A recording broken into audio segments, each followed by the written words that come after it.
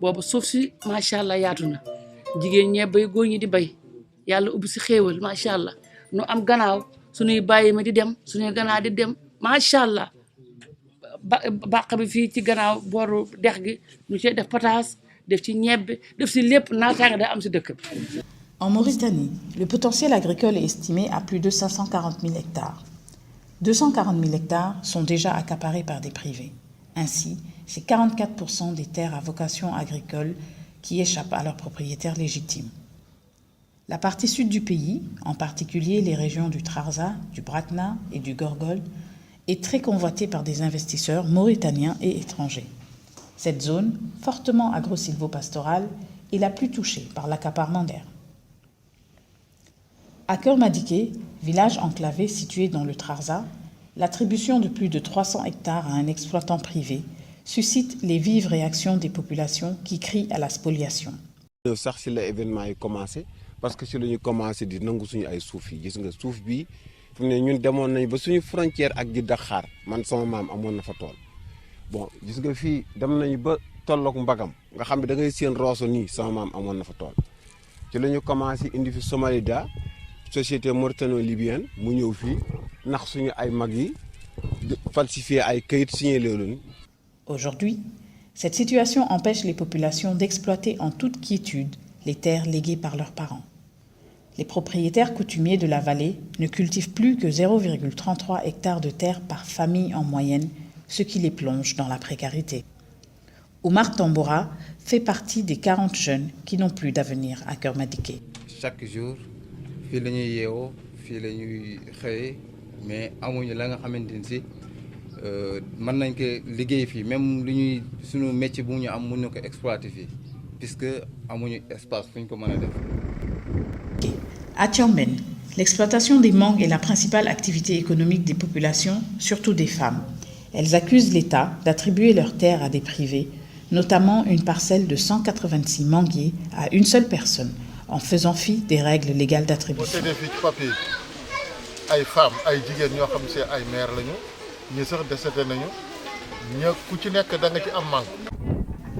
À Donaï, plus de 500 hectares de terre appartenant aux populations ont été accaparés par un investisseur mauritanien. Cet accaparement non seulement prive les populations de leurs terres agricoles, mais aussi de leurs cimetières et de leur espace vital.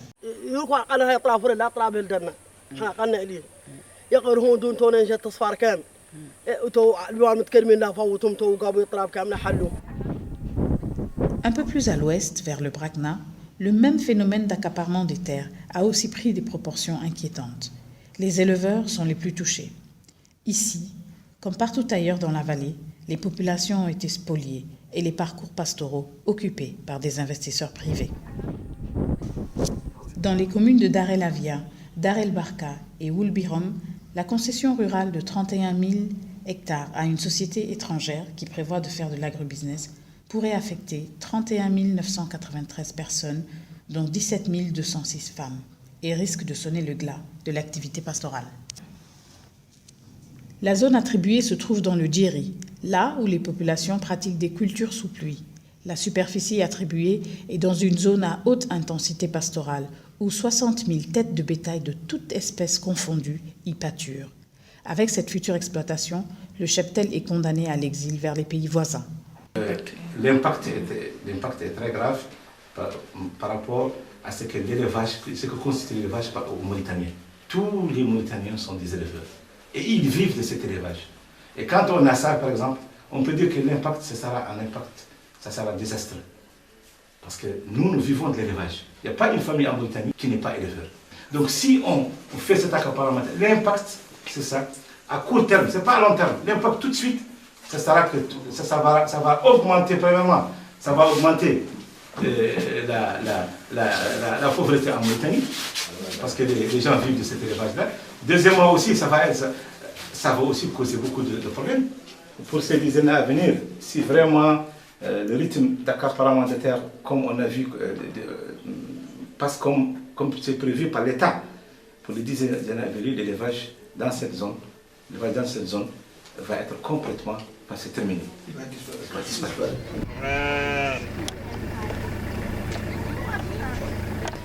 Min bawa anjindam kono min jiɗa ndema bonno o gurdam amen sabi minen min guuri koye jawdi darindi beyi baari nayi e gese amen waalo. Ce qui est sûr aussi, c'est que ce fameux projet Al-Rajhi n'apportera pas aux habitants de la zone ce que leur apportait l'Ouaïd à l'époque. Ça constitue un pâturage extraordinaire pour les animaux, en période, surtout dans cette période de soudure là où pratiquement il n'y a pas de paille.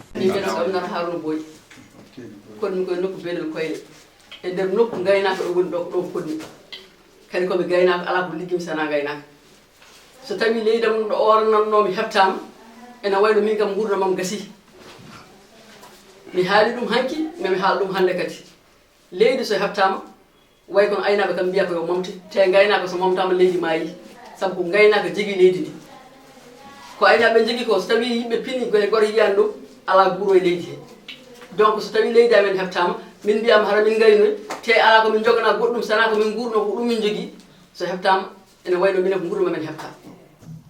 Les femmes, dont la principale source de revenus est la cueillette, sont les plus affectées. Cette activité leur offrait des revenus importants d'au moins 200 000 ouguiyas, environ 520 € par an et par femme. À Wendoumey, une firme espagnole s'est vue attribuer un bail de 2300 hectares. Cette attribution a causé le déplacement du village entier. Et pourtant, la firme a arrêté d'exploiter cette terre qu'elle juge non rentable. Toujours dans ce même village, des habitations ont été détruites par les bulldozers des privés.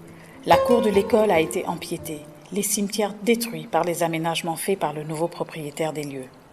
Même les espaces vitaux des villages n'ont pas été épargnés, à Donaï, Kermadike et dans plusieurs autres villages.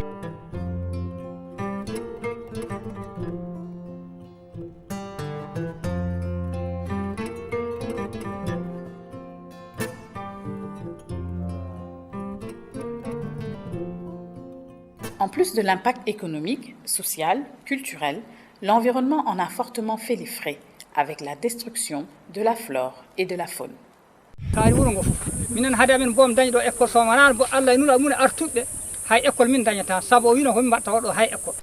À Wendoumey, les privés font de la culture intensive de prosopis au mépris de la biodiversité. Les produits chimiques déversés dans le fleuve tuent les oiseaux migrateurs et entraînent la dégradation des sols et de la flore. Les nombreux abandons des surfaces ont favorisé l'extension du Tifa, détruisant les zones de nidation des poissons. Des périmètres entiers attribués à quelques privés et dont l'exploitation ne profite pas aux populations.